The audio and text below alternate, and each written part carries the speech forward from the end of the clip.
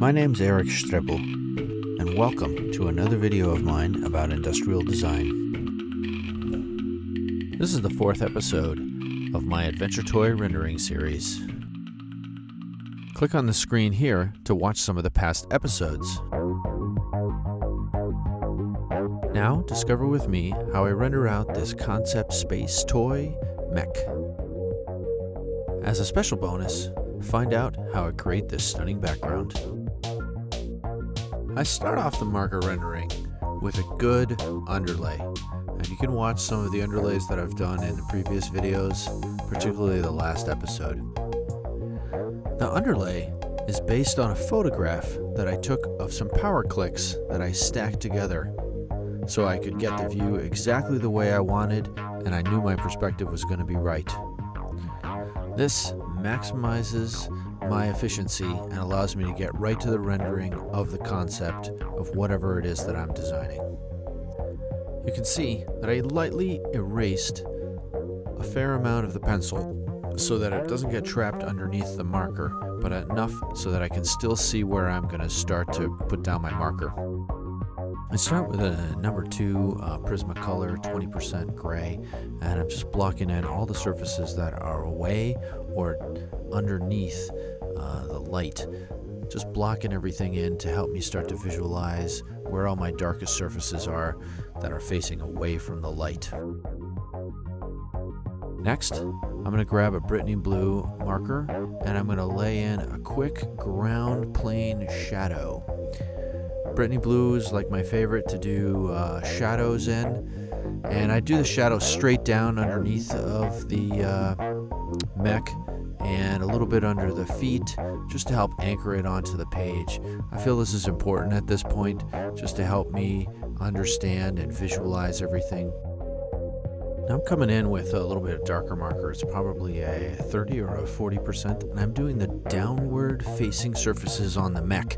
So these are ones that are underneath that we're kind of looking up at that aren't really getting any light, maybe some bounce light off the ground, and the ones that are angled also away from the vehicle that are not perpendicular to the mech itself, starting to create a little bit of contrast, and things are starting to read a little bit, and you can start to see the surfaces come alive.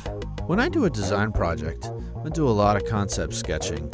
Not everything makes it to production, and that's really normal for a design project where you're exploring different ideas, checking out different options, but it all gets woven into and melted down into some pretty awesome concepts, and that's part of the design process.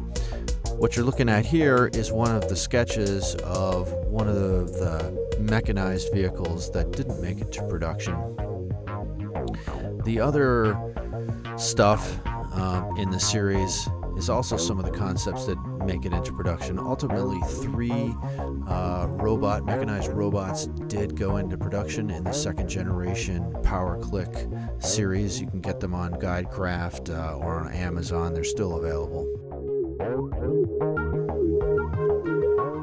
Next, take my Papermate pen and I'm starting to outline some of the magnetic Powerclix pieces that are used to make up this mech.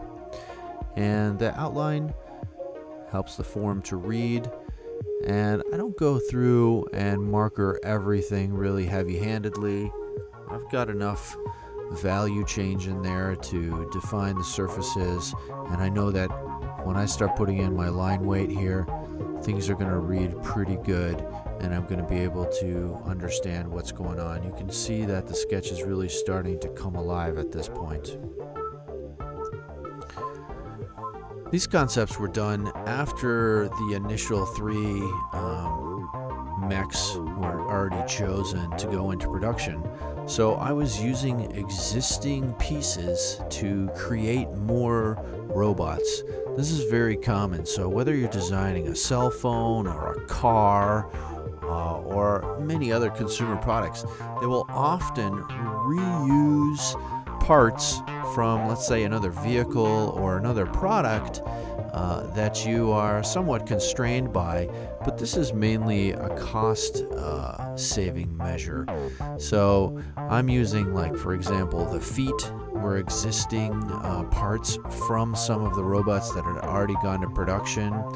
There were parts such as the cone, that's the rocket booster, that was an existing part. The joints for the legs, those are existing parts. So if you can maximize existing parts that are already tooled and paid for, then that's a cost saving to your client when you're designing a product. Definitely things that clients appreciate. You can see I'm working on the details here. I add some alien writing in the top and continue to work on the little nuts and bolts. I come in here with this fine Sharpie and I start to outline the protruding parts or edge details of the mech. This gives it a little bit of a toy-like feel. Some designers use this every day when they're doing product design sketches. I feel like it adds a lot of toy quality, like it's a little kid actually drawing or sketching. I don't do a lot of it where it's sort of heavy-handed like this, but in this case it's very appropriate as it's a toy, and it's really adding some punch and some pop to the sketch. Now it's time to add a little bit of color, and I grab a pink marker here, which is kind of an unusual color for me, but I'm creating these jewel eyes, basically the sensors that this mech sees out of, and it's probably something that it gathered up on its journey across the galaxy to increase its capability.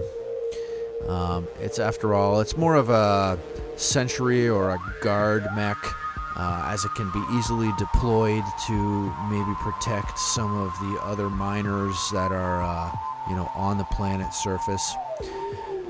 I'm adding a little bit of darker marker in here. I suspect it's probably about a 5 or a 6 value, something like that, to finish adding contrast.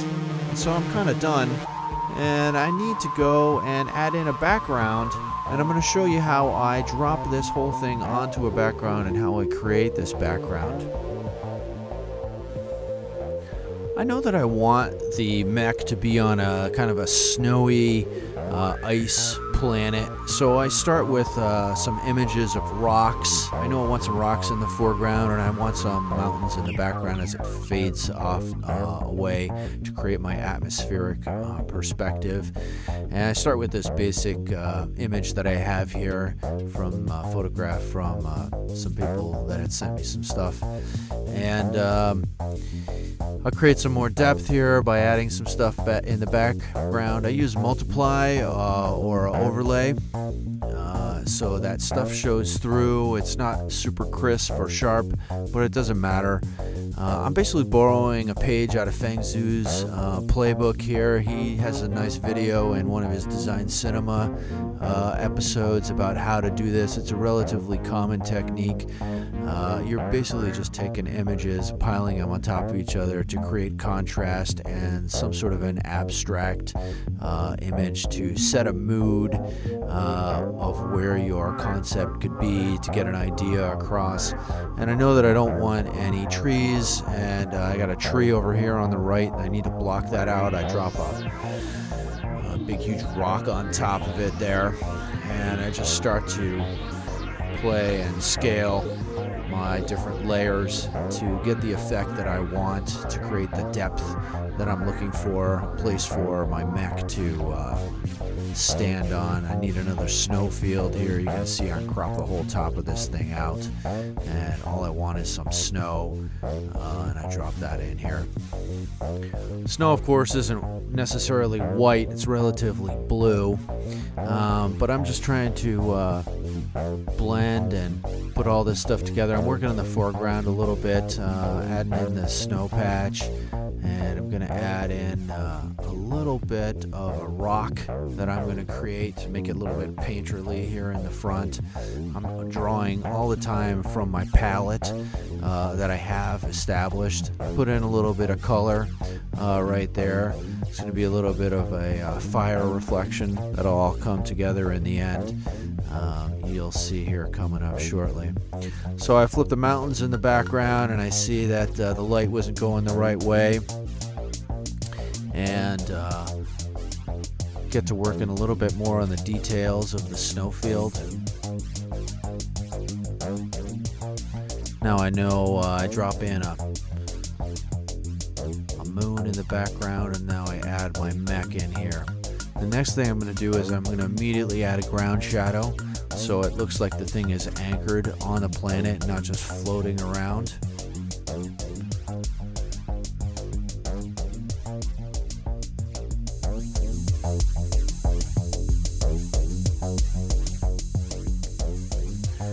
Now, I'm just using the standard brushes in Photoshop. Nothing special, nothing that I even created. I'm just trying to get this little painterly effect. I think that I'm done at this point because I signed my name to the sketch. I'm happy with how the vehicle is anchored on the ground.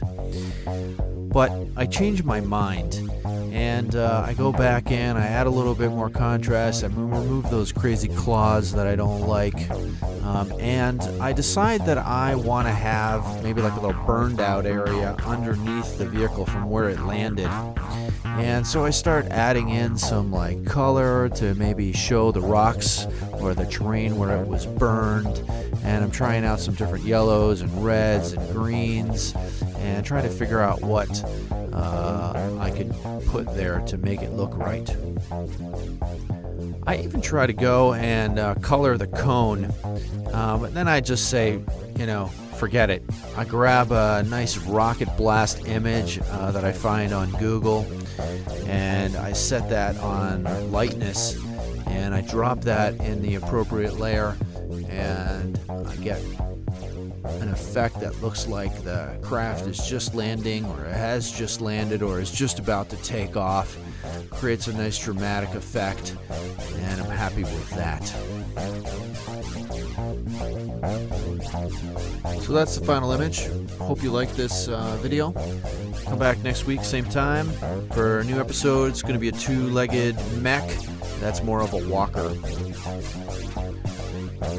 Don't forget to subscribe to my YouTube channel. You can click on the little icon on the bottom right of the screen to do that. You can follow me on Twitter, Facebook, and Google+. Rock on.